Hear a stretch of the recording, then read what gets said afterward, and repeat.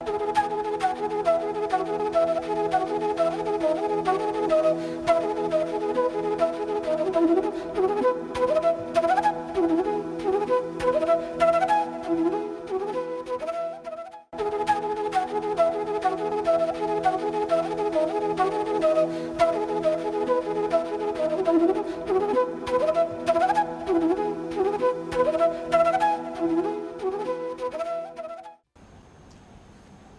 afternoon, teachers, students all over the country. On behalf of CEC, I welcome you all in this very interesting program about a very interesting and important book published by Oxford University Press on corporate communication and written by a very renowned academic of Indian Institute of Mass Communication, Professor Jayashree Jethwani. Here is the book, Corporate Communication, Principles and Practice. It's a very important and interesting book which fills the gap which was there in Indian academia, which is about related to the corporate communication. So we will discuss this book, we will review this book threadbare, and we will also know what the author, because author is with us and Professor Jayashree Jethwani is with us, and I will like to introduce you about Professor Jayashree Jethwani. She is teaching at Indian Institute of Mass Communication from the last 2 decades. Yes. And before joining Indian Institute of Mass Communication, she was in industry, and she has experience of industry as well as academia. She was teaching now, but before joining IMC, she was industry professional. She has experience of how corporate communication, or she was in fact instrumental in establishing corporate communication department of many public sector undertakings, and she has first-hand information about corporate communication. And we have with us Ms. Nimo Dhar. She is a Commissioner of Public Relation in Delhi Development Authority, and also a very renowned industry professional, and she has very experience and great interest in this subject also, because she is herself practitioner of corporate communication. And we will discuss this book and its importance, why it is so important that this book was published at this juncture when Indian students and particularly the corporate communication field is growing in India, because as you all know, corporate communication or the corporate sector is growing in Indian economy, and with the growing influence of corporate sector, the corporate communication has also become a very relevant subject, not only in corporate sector but all outside corporate sector also. And when we say corporate communication, it includes many other sectors also. So let us start our discussion about this subject. And before I start my discussion, I would like first to know from the author herself, what was the motivation behind writing this book? All right. Thanks, Dr. Anand Pradhan, for the very elaborate introduction. Corporate communication per se as a subject came to be taught in the university curricula from the last, I think, 1 decade or so. In fact, post-liberalization, as you very rightly said, the corporate sector was growing up, and the institutes of management and institutes of mass communication, especially universities, when they were reviewing their curricula, they thought it's very important to include this subject. Pre that period, it was public relations which was being taught. But I remember that was in 2000 when Indian Institute of Mass Communication introduced this subject as part of the course in advertising and public relations. Around that time, the UGC had also set up a committee, I hope you recall, in which we had professors from various universities. So decision was taken that this subject will be taught as part of master's education in mass communication. Yes. And on your question, why did I think of writing a book? Tell you very frankly, I was my first own target audience, because the teaching started, but when I was trying to refer to books and the body of material, there was nothing relevant to the Indian audience or the Indian milieu. Yeah. So I was, and there were not many books. There were only a couple of books by foreign authors, especially American authors. So I found a gap. And two, India was progressing by leaps and bounds in terms of corporate sector's growth. So it is extremely important on the part of any teacher Yes. who was into mass comm teaching to address the issue. So that is how this That book was the motivation behind Yes. writing this book. Yes. Now I would also like to include in discussion Ms. Nimodhar, Yes. because you have already read this book and you also know the importance of corporate communication. So how you perceive and also your interaction with this book, how important and relevant it is for not only for students as he was suggesting, but also for industry professionals. Thank you, Dr. Pradhan. In fact, this book, when I read, I was very happy because, see, most of the literature which is available on corporate communication is for students and not for the professionals. But this book was, not only for students, but also for professionals. And the style in which the book has been written is very, very impressive because it gives the concept of each and every chapter. It gives case studies. It gives lifetime experiences which can be of great help to the students in understanding the subject, the concept.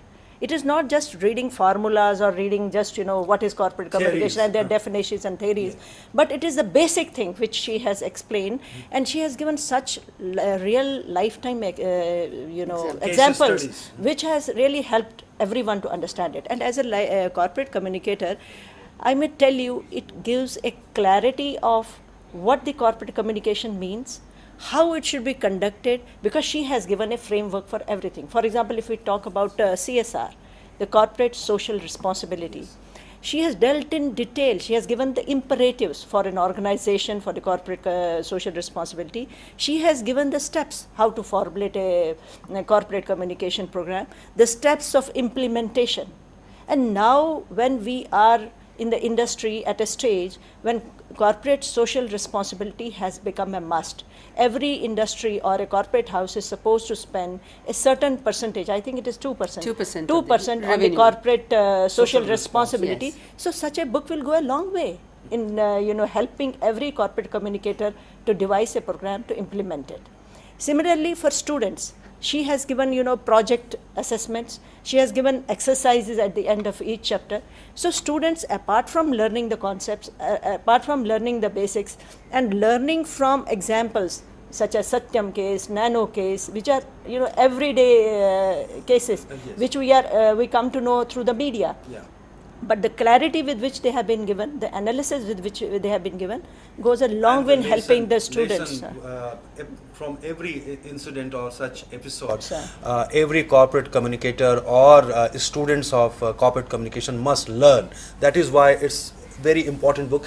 And the importance of this book, as as Ms. Nimodhar was already suggesting, that the case studies, important relevant case studies to Indian audiences were included in this book, and that is why this is very important book, and it also contributes in the body of the knowledge related to the corporate communication. And in fact, if any foreigner also interested in knowing about what is happening in corporate communication in India, it's a good reference book for them also. Sure. What do you think about? I don't know. That's for you people to say as they say, the taste of pudding lies in eating. Yeah. So I serve the pudding, you eat. But just extend the argument which Nimoji said about the case studies. I have a number of books before this, but what I did this time was that after discussing every case study, I've also discussed the learnings from that from the perspective of corporate communication, so that the students or the practitioner can draw their own conclusion, maybe also add to the body of knowledge in future. So I think at that perspective, because case studies are very important. Earlier, the biggest problem with teaching of any mass communication subject, including corporate communication, was there was only theories.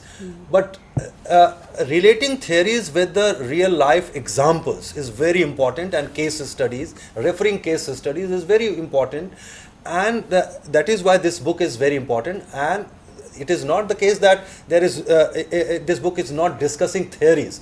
It is discussing theories, but the role of theories in the context of real-time challenges. The challenges one corporate communicator or the corporate communication professionals may be facing in his or her professional duties.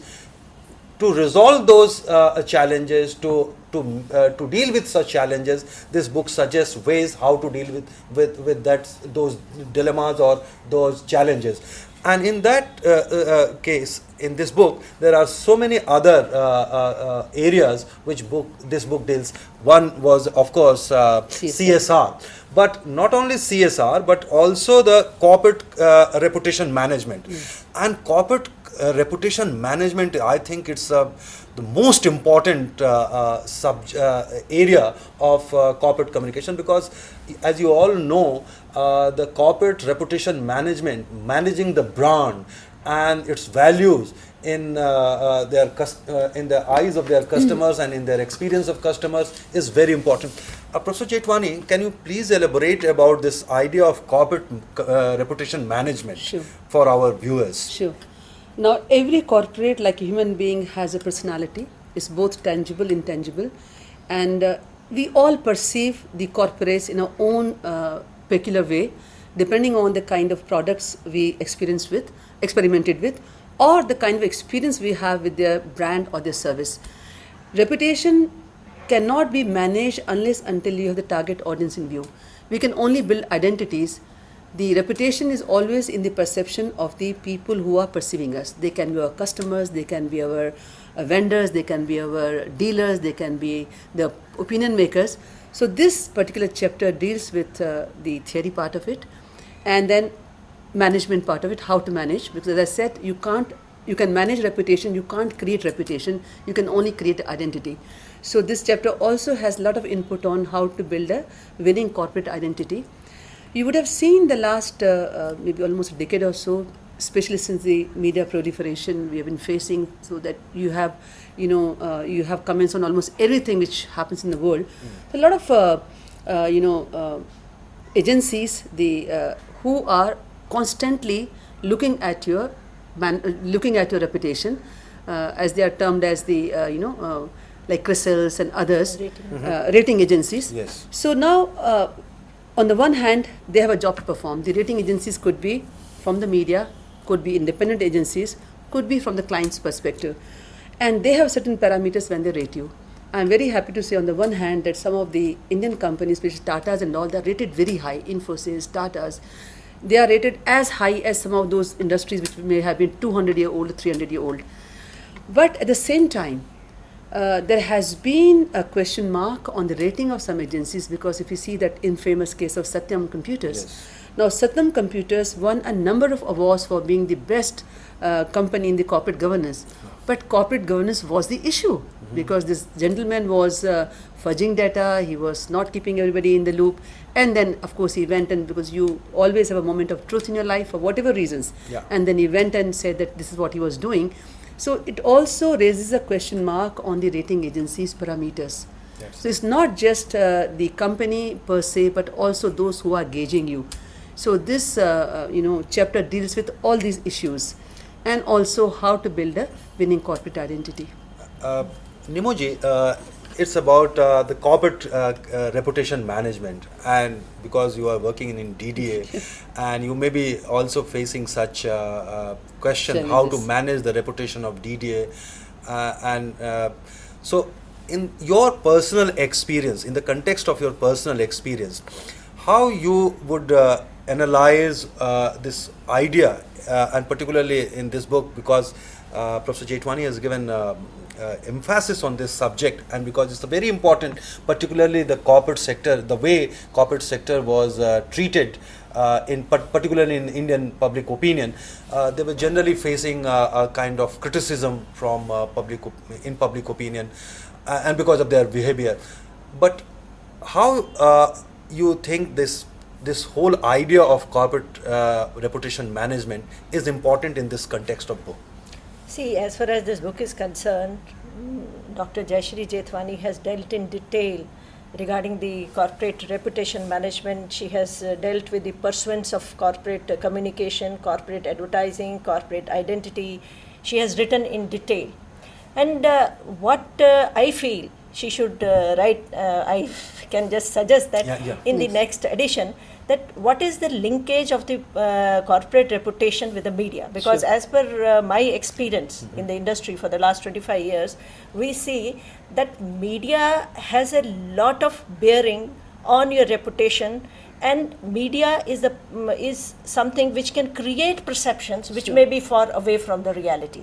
The reality may be different, and your image may be different. For example, in certain organizations, they do tremendous work, but they are always rated with a very bad eye, you know. The reason is not that they have not done work.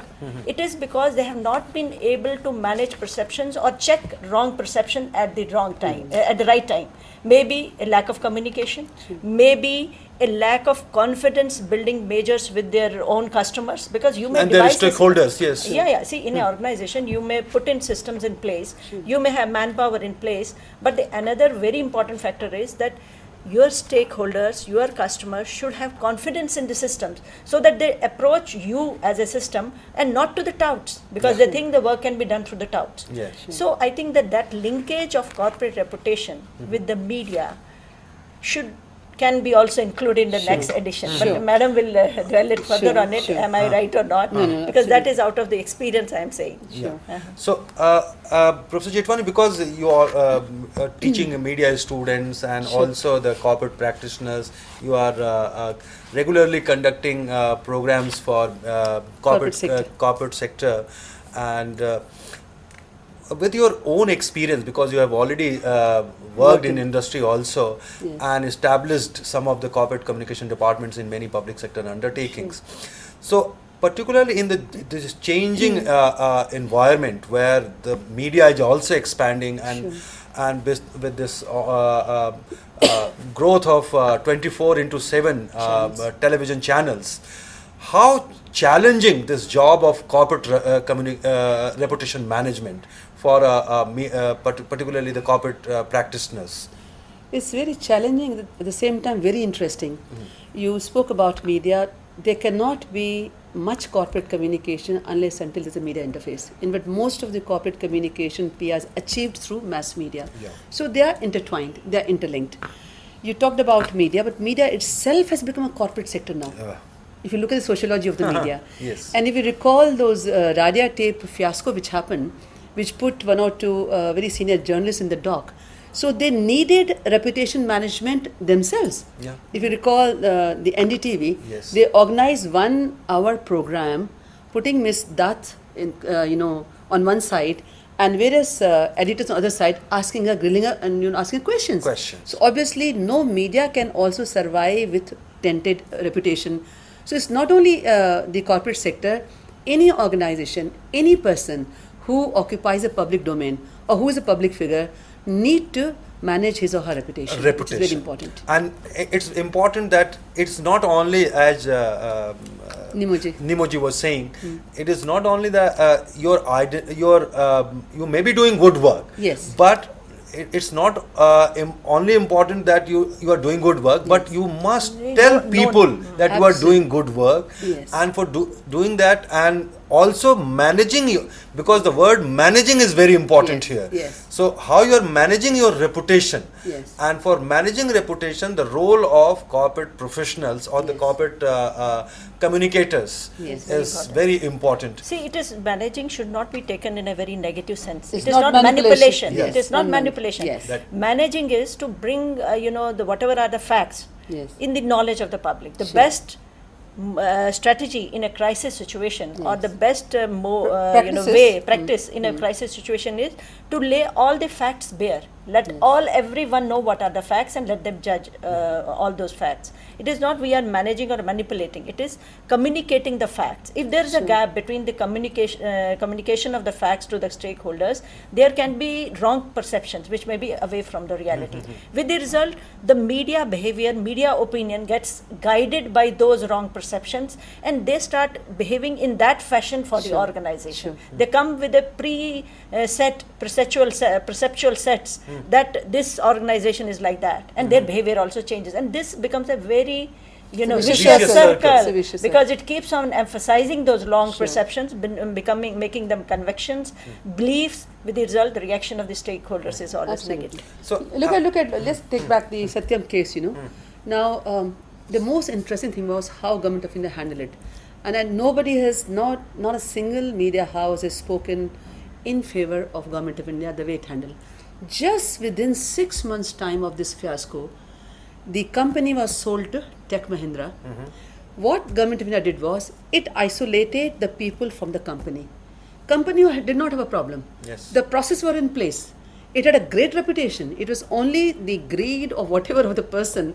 So it is not easy otherwise in the normal circumstances to differentiate a person from the company. Yeah. Here the Government of India was able to remove that tainted person separately, and the issue was there separately. Yeah. And today if you see Tech Mahindra, and handed over it to professionals yes, and they who have can been, manage that company they have better. been able to get back most of their business back because people believed in what Satyam's processes were. Yeah. Because you can become a greedy person later, but the way it was set up, the kind of people it had, the kind of processes it had created, there was no problem on that. But Tech Mahindra also had to do their reputation management. I still recall one of the business magazine had the cover story on Tech Mahindra, and the story, I think the headline was rebooting Satyam, right? And inside, I think it was almost a 15-20 page in which they said what all they have done to arrest those issues which which made the tainted organization a kind of persona non grata, and also what is the futuristic plan. And I think that managed, because perceptions, as Nimoji said, could be more real than reality. Perceptions are the first stage in your thought process. Yes. Don't let perceptions turn into opinions, opinions into convictions, convictions into volitions. The moment a perception turns into an opinion, very difficult to handle. When it becomes a conviction, impossible to handle. When it becomes volition, your second nature, you just cannot change it. So the lesson for the people who handle corporate communication is to map those perceptions, which can be right, which can be wrong.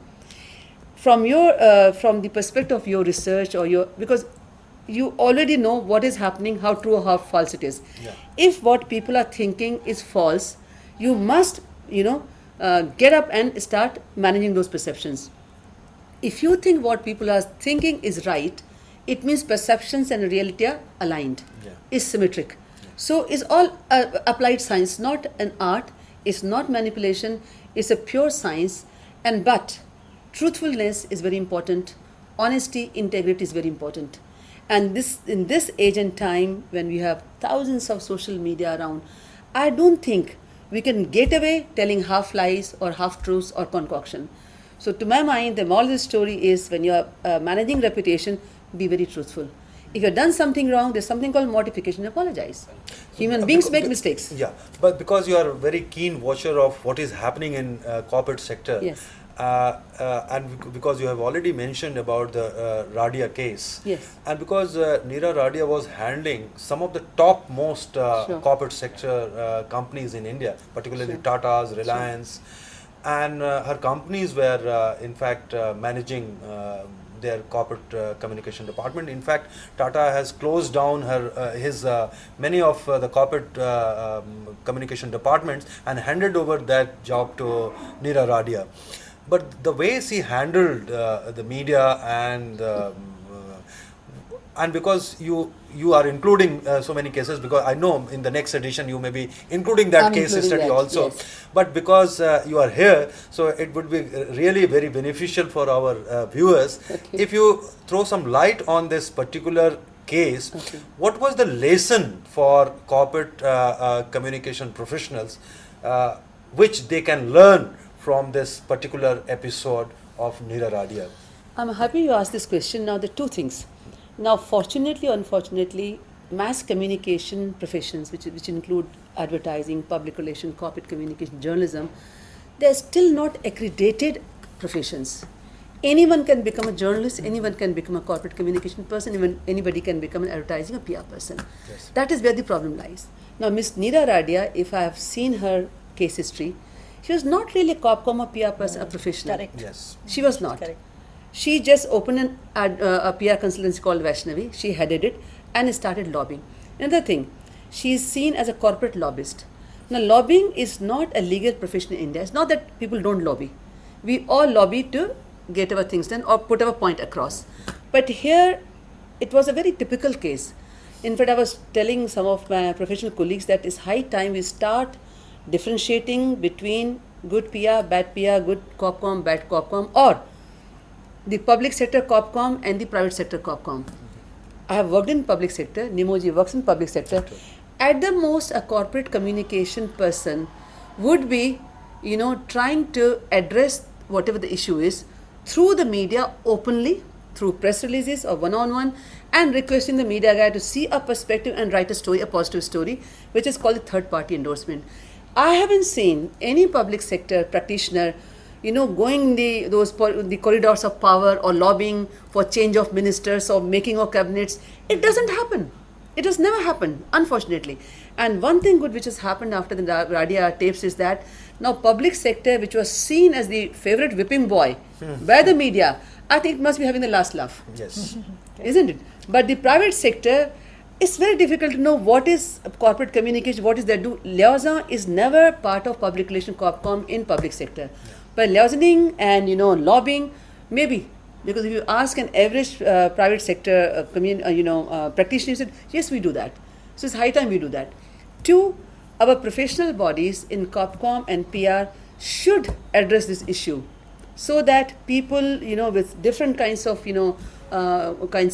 designs, they might be working on behalf of some, they must be able to differentiate who is a professional corporate community, who is not. Yes. Which is very important. And here I would like to request you also, because you are also associated with PRSI.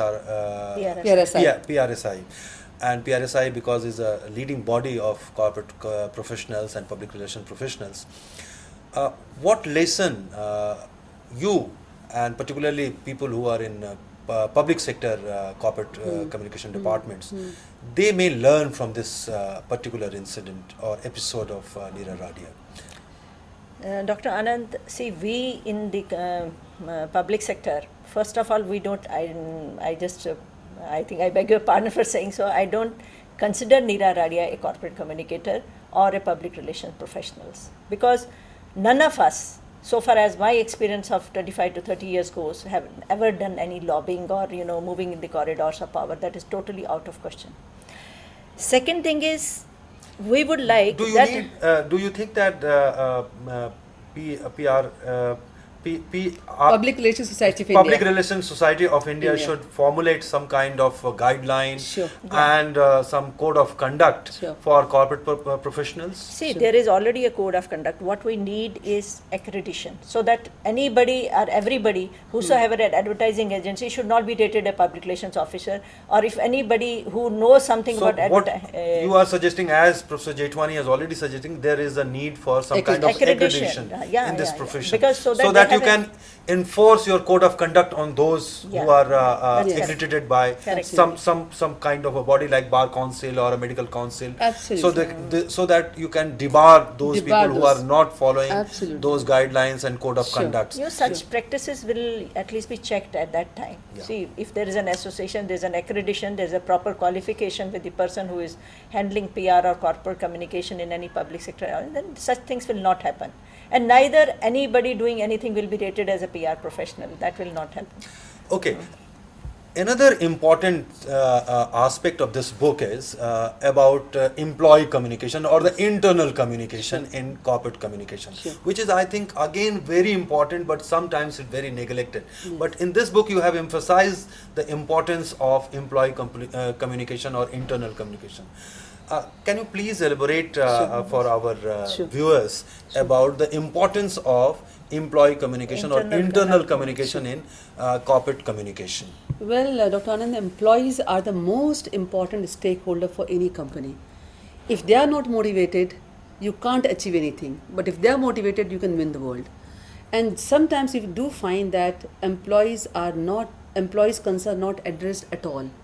So corporate communication, if you look at the entire communication process in an organization, It can be horizontal, vertical, when it's top to bottom, the top guys, echelons speaking to the lowest echelons, or horizontal when people of same echelons speak to each other, or diagonal when you cut across various echelons.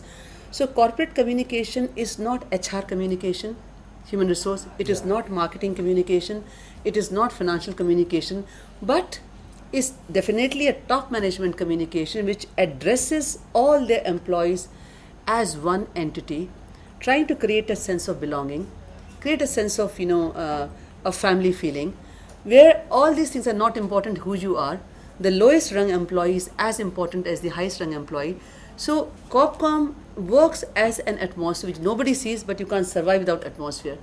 In order to pursue corporate communication or the employee communication, a number of tools are used by CorpCom department, which includes, in fact, the idea is to create a forum where employees can give vent to their feelings, express their creative input in case they have, because we all would like our name to be written, get a byline.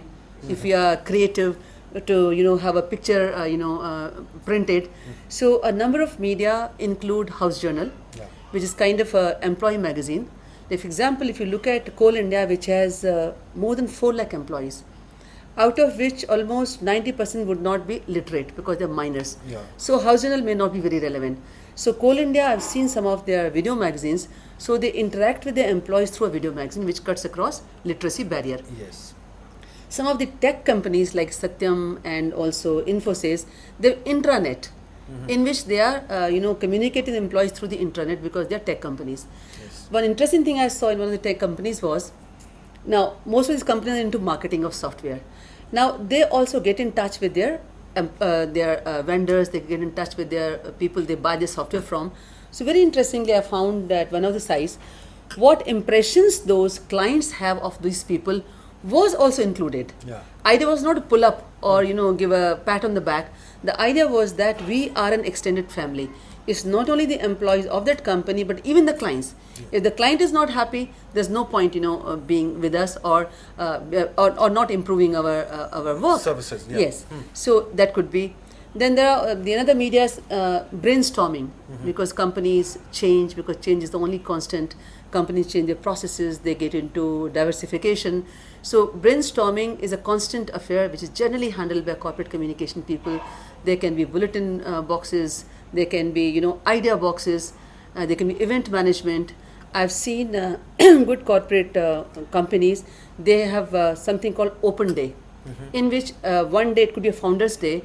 On that day they invite the employees' families, because it's very important for them to come and see where their fathers, mothers, brothers, sisters work. So it's free for all. The topmost management persons along with the lowest rung employee, they mingle together, they have socializing, they have food together. The whole idea is that it's very important to retain talent. Yes. It's very important to retain your motivated employees. And if they're working, you're giving them salary, there's no big deal. What is that you're doing more than that to be able to retain the employees is the sum total of a winning corporate communication. So it works very subtly. Corporate communication, like any communication, is a means, it's not an end. Yes. Right? So it's kind of a road. Yes. It's not a destination. Destination could be a motivated workforce. Destination can be the bottom line with that we must be the topmost company. Towards that end, the corporate communication people work out strategies to create a motivated workforce. And a conducive atmosphere. A conducive atmosphere. Yes. Yes. Yes.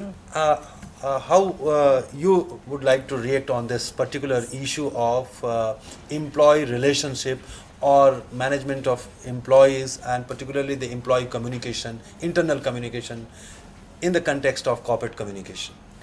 Dr. Anand, I have read Dr. Jayashree Jethwani's this book, and internal communication. She has dealt this chapter very, very nicely. I must say that she has given the basic concept, she has given the importance of internal communication, the ways it can be done. It has been dealt extremely well. So I will just like to emphasize that internal communication is as important as external communication, because internal communication means you are creating ambassadors of your own organization, its policies and programs. Because whatever programs you have, your own employees, if they don't know about it and they come to know about it only through the media, then means you have failed somewhere. Sure. So because every employee of your organization is your own ambassador who will carry your message to the other Yes. person, to the outside And you world. also need This is one employee aspect. satisfaction. Yeah, this is one aspect. Yeah. The second aspect of internal communication is to create a cohesive environment, because employees should identify with the organization. Yes. Otherwise, they feel isolated. They feel they are not part of the organization.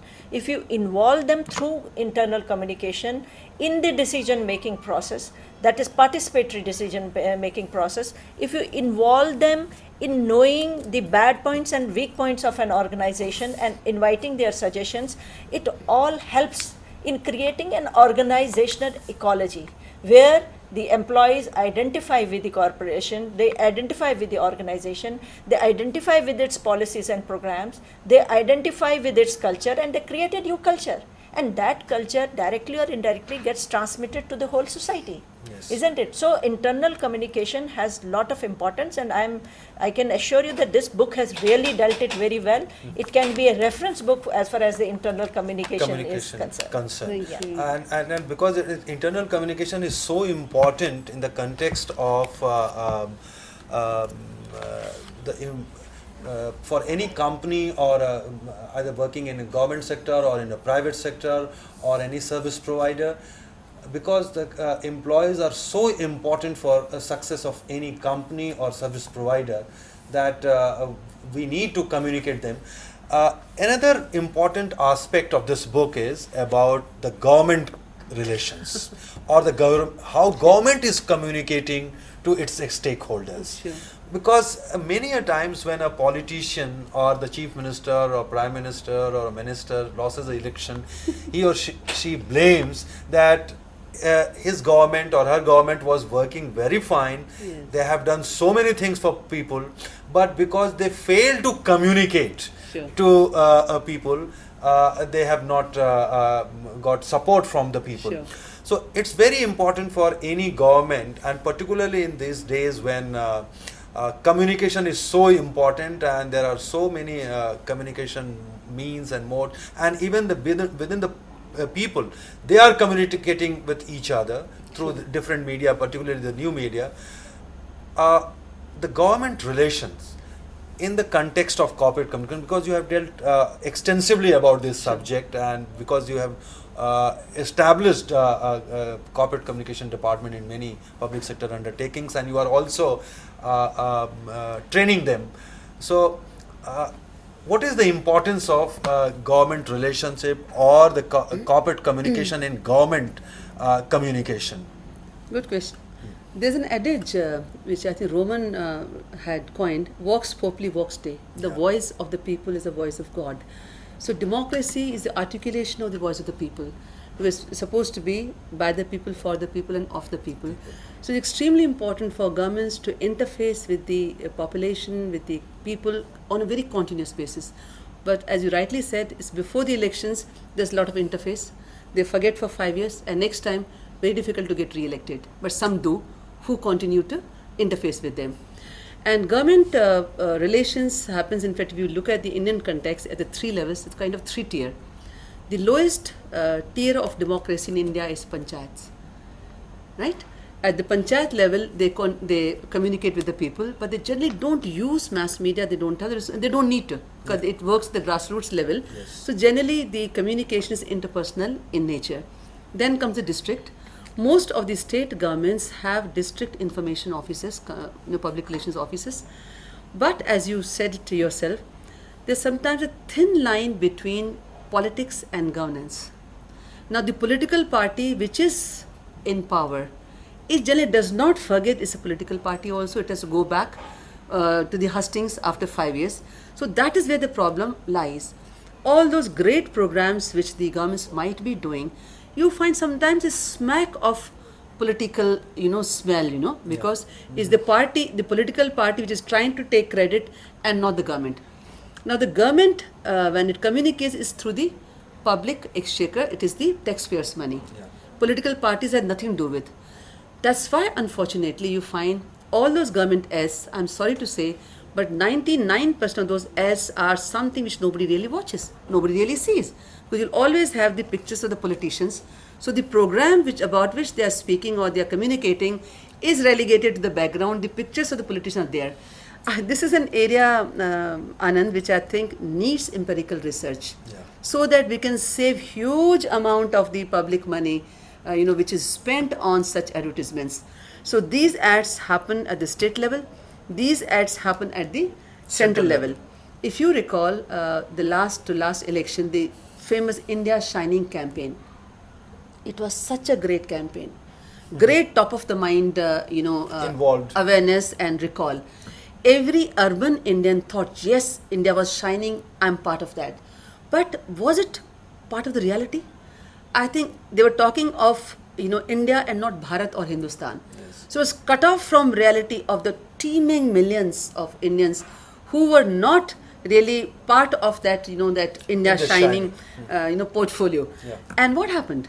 Despite, I think, hundreds of crores spent on this campaign, which was great in terms of the creative rendition. But then the party which was fighting election, they lost elections. It in fact boomeranged. Yes, it boomeranged. Yes. So the governments have to be very careful when they interface with the public. The public is not a fool. Public, that's why they say vox populi, vox dei, the voice of the people is the voice of God. They have lots of common sense, and the public articulates their common sense around the election time. Yes. This is the lesson the governments have to take. I think I've dealt with that in great detail in this. I've also included a number of campaigns, from the past, both election and non-election, which I'm sure would give a lot of insights to the readers of this book. And particularly because you also mentioned many interesting campaigns by the government, and some of the campaigns Sure. you were also associated with those campaigns. Some of the campaigns also succeeded. Yes. And there were great impact of those campaigns. Look at the Jagore campaign. Yes. It was not by the government, it was by a private sector, and the research data tells us that lots of youngsters who would not have gone to, for casting their vote, they went, they got their cards, and they voted in the Delhi election and the last parliament election. So the creativity and how do you induce people, how do you enthuse them is extremely important. Like the polio campaign. The polio campaign, yes, has been very successful. Yes, and initially in 80s when the Rajiv Gandhi government was in power, and they created that campaign, Brand India campaign. Yes. Mile Sur Mera Mera Tumhara. Sur Tumhara, Yes. which was a great, I think, campaign. Even till today, it has impact. It has impacted. So I think there are some campaigns which we can say that governments also Yes. working in right direction. But most of the times it appears that the government campaigns or the way government is communicating to its audiences or stakeholders is really not reaching, or at least it is not It's propagandist in nature. It's more than that is the biggest yes, problem with unfortunately. such campaigns. relationship or communication. What is your experience, Nimoji? See, my experience is basically communication from government is, it can be paid publicity, paid communication, or it can be unpaid communication. Paid communication by way of advertisements, and unpaid through various other modes, press conferences, releases. The problem with the most of government sort of organizations is that firstly such communications are not timely. It takes lot of time, Yeah, if time you have lag. to, You miss if the bus in the you miss meantime. the bus and then you do it. See, first of all, if you have to hold a press conference, you have to take clearances, you have to get the material, checked, Put whatever together. you are going to, you have to collate the material, then you have to get it approved so that the right message goes to the right people, and it is the people who don't know about communication, they will approve your material which has to go for the communication purpose. Yes. So this happens in the government, because there is no free hand given to the communicators. Communication is not timely. Number two is that communication has many imperatives. Like Dr. Jayashree Jethwani said, that if it is a campaign, you have to include his photograph, you have to include her photograph, you have to include somebody else's photograph. The very essence of that communication gets lost. Because, see, every person, it has certain political connotations, it has some other connotation, it becomes a mix of something and less of communication. Communication becomes incidental to the whole advertisement. Sure. This is Very well what said. exactly happens, because the basic objective gets lost in that whole milieu.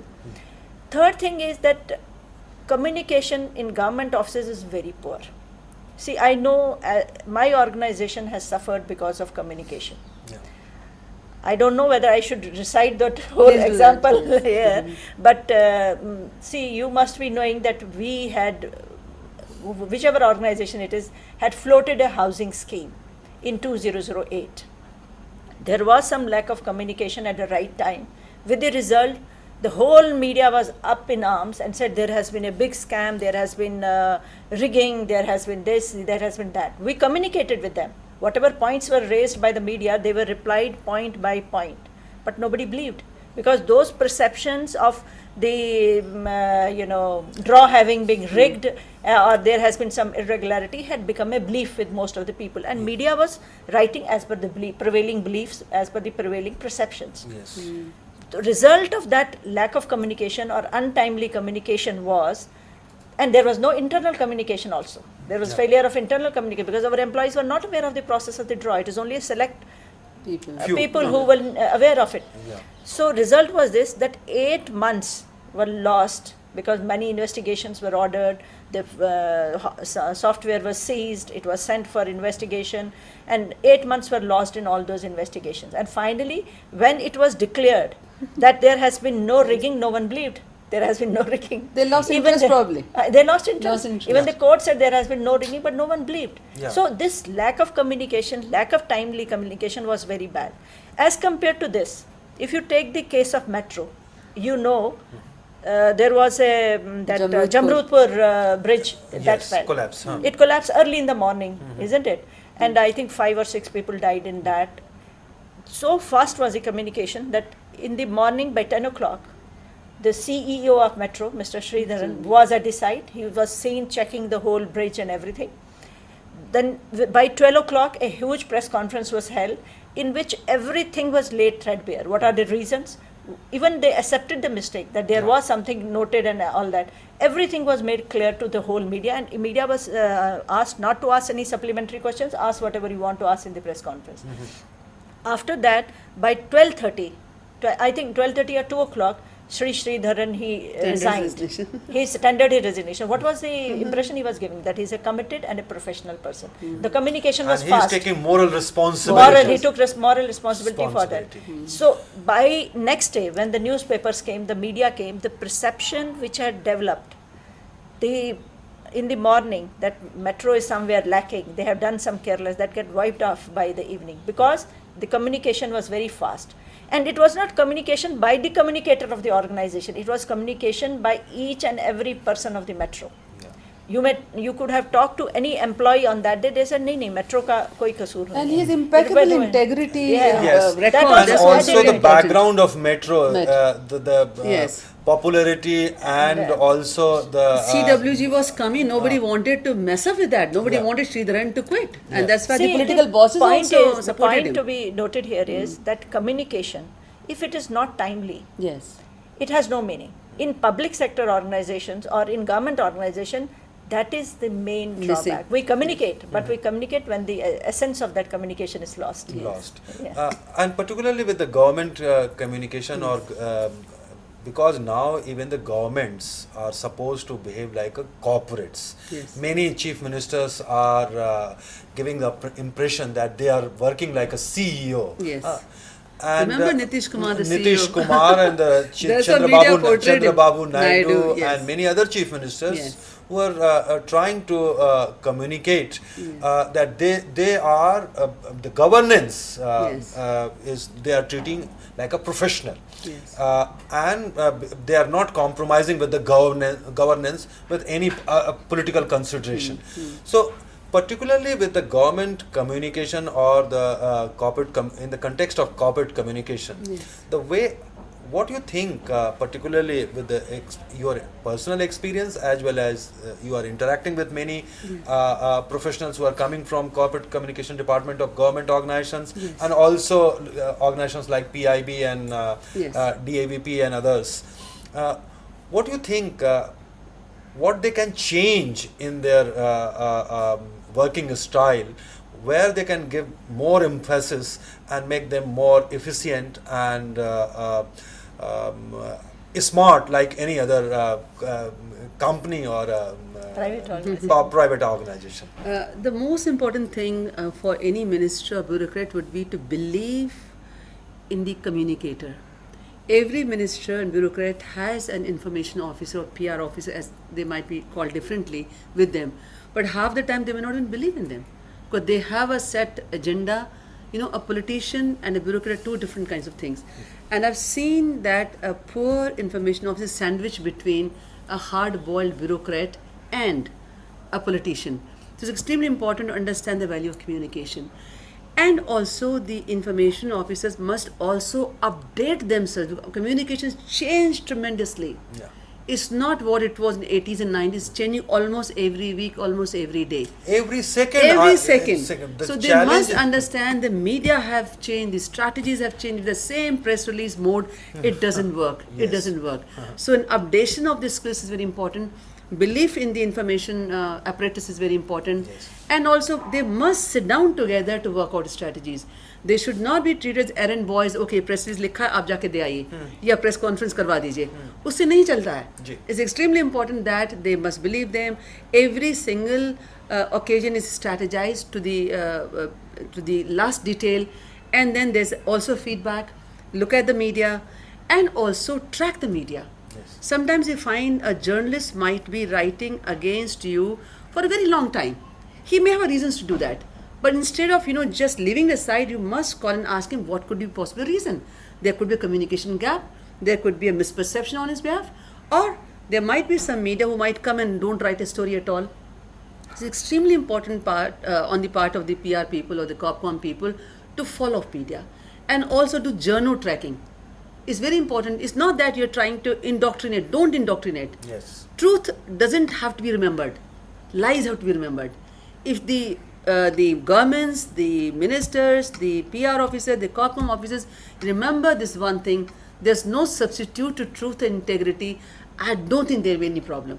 Yes. If you try to manipulate the minds, then be ready for the consequences of Yeah, such things. Absolutely. Yes, about corporate communication, because we were discussing about more, our discussion was focused on for the general audiences. Yes. Now, because some of the students Students. and teachers may be also watching you, and because it's a very interesting and important book for them, because it's filling a very big gap, particularly related to the corporate communication. Now, I would also like to know from your own experience, because you have more than 2 decades of experience teaching the students corporate communication. How would you suggest those teachers who are teaching the students how they can improve their teaching style and also make their teaching more interesting and appealing for their students? Can you give some tips to our teachers also? Thank God you asked this question. That should have been the first one.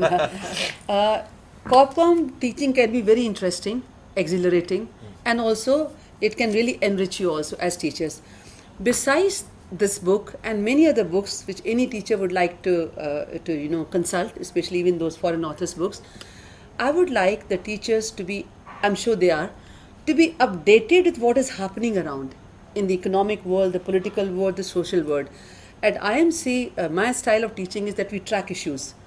Right in the morning, every day, we have media tracking class.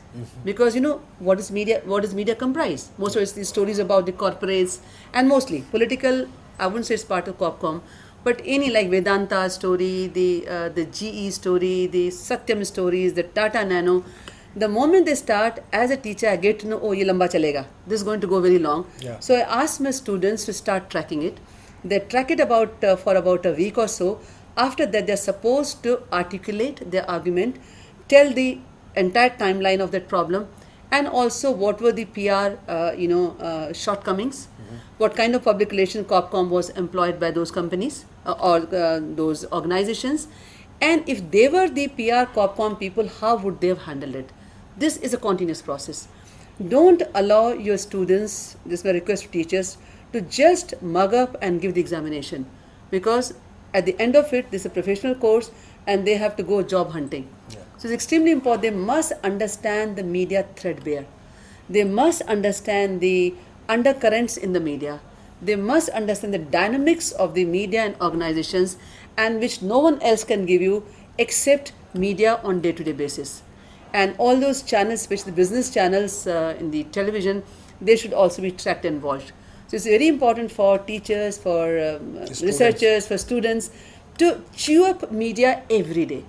They must chew it up for at least 1 hour, and then you don't need these books. Once your concepts are clear, some of these case studies will become old over a period of time. I'm going to update it, but your answers to any questions in your examination should be maybe some from this book or any other book, but more so from the day-to-day happening which is being articulated and reflected in the media or the websites of these companies. So the moment you see a crisis erupting, so besides looking at the media, you should also go to the websites of those organizations, also various blogs, social media, to see the articulation of that problem, and then you don't need to study for your examinations. Yeah. I would also like to know from a student perspective. Yes. Many students now, because of the corporate, very rewarding profession of corporate communication, the students are also attracted towards Yes. corporate communication. And because they are not getting good books, because many of the universities or the departments, they are not teaching extensively about corporate communication. Yes. Many still in a 70s or 80s mode where they were just teaching some theories related to public relations. Sure.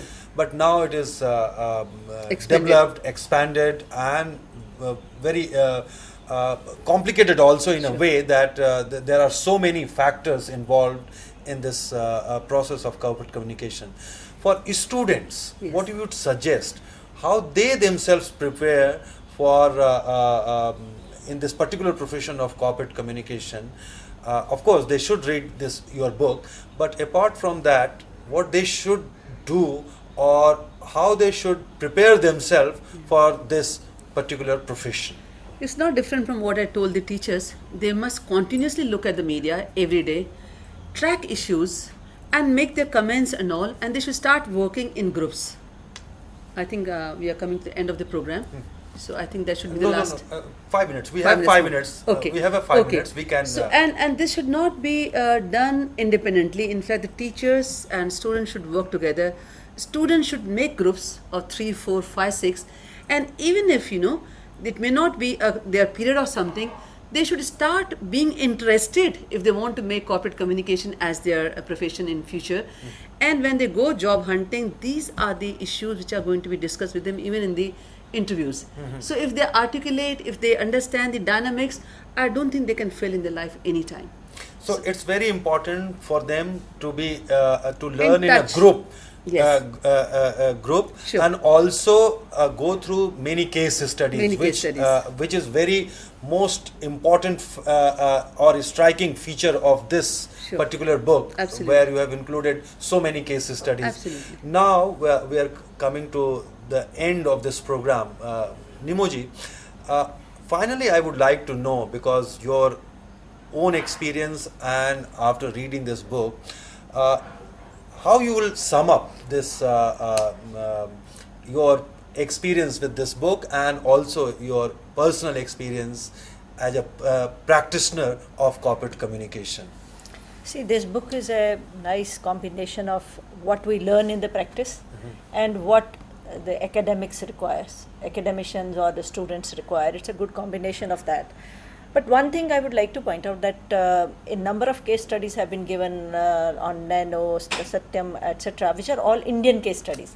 The foreign case studies have not been included. So that way, had 2 or 3 case studies of foreign also but included. I There are think some. There are some.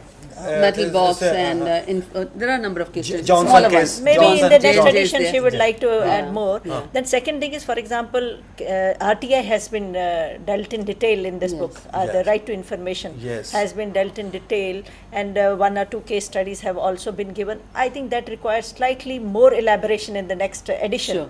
so that it will become a more comprehensive, a sort of reference book which can be referred both by the professionals as well as the students. I must say that reading this book, in the conclusion, I must say that reading this book by the students is a must. They should go through it if they are students of Corpcom. But it is also a must for professionals to read it, because there are nuances of certain things which have been given which we lack. Yes. Many times we Sometimes don't know about you may be practicing and but not knowing the theoretically. nuances, Yes. So those nuances Yes. which every practitioner should be Aware. abreast with, and he should know about it, are contained in the book. So I feel every practitioner must have a copy of it so that they can avail. And finally, Professor Jethwani, because we both congratulate you for writing this very interesting and very important and timely book for students and teachers and practitioners as well. Now, final comments from your perspective after writing this book, and you must be preparing for next edition. Next edition. Your concluding thought about this area of corporate communication and your personal experience while writing this book, and what you may like to include in the next edition of this book. There were 3 questions. Yeah. One is that this is a continuous process, expanding process. I don't think any book can be a final version of anything. So I'm sure things change, processes change. Change is the only constant factor, and this book will also undergo a lot of changes. And I think I might be addressing the issue of second edition 2012. And the concluding thoughts would be that, this is just a small cog in the wheel. And it took me more than a year. As I said in the beginning, the first target audience for this book was me, because I was teaching this subject. And I did not have much of body of knowledge around me. So I created this book, and it's a continuous process. Thank you. I think here we would like to conclude our discussion, which is we try to focus as much possible the issues produced in this book and issues discussed and debated in this book. I think there are many other things we would like to discuss, but because of the paucity of time, we could not discuss those subjects. But most important things about the corporate communication we tried to discuss. And finally, again, I would like to thank Nimoji and also again congratulate Professor Jethwani for writing this so important and interesting book on corporate communication.